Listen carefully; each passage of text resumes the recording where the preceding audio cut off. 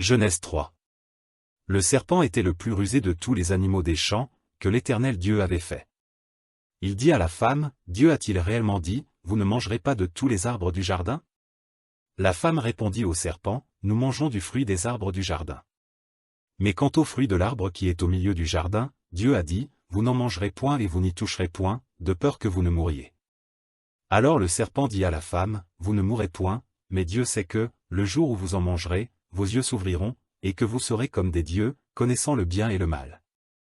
La femme vit que l'arbre était bon à manger et agréable à la vue, et qu'il était précieux pour ouvrir l'intelligence, elle prit de son fruit, et en mangea, elle en donna aussi à son mari, qui était auprès d'elle, et il en mangea.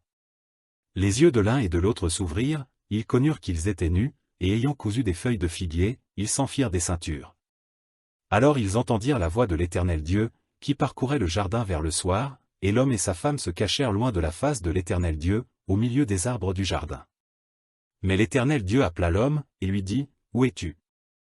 Il répondit, j'ai entendu ta voix dans le jardin, et j'ai eu peur, parce que je suis nu, et je me suis caché. Et l'Éternel Dieu dit, qui t'a appris que tu es nu? Est-ce que tu as mangé de l'arbre dont je t'avais défendu de manger?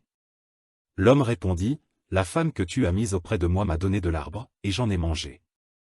Et l'Éternel Dieu dit à la femme, pourquoi as-tu fait cela? La femme répondit, le serpent m'a séduite, et j'en ai mangé.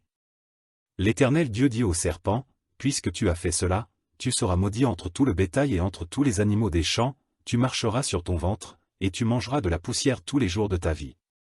Je mettrai inimitié entre toi et la femme, entre ta postérité et sa postérité, celle-ci t'écrasera la tête, et tu lui blesseras le talon. Il dit à la femme, j'augmenterai la souffrance de tes grossesses, tu enfanteras avec douleur, et tes désirs se porteront vers ton mari, mais il dominera sur toi.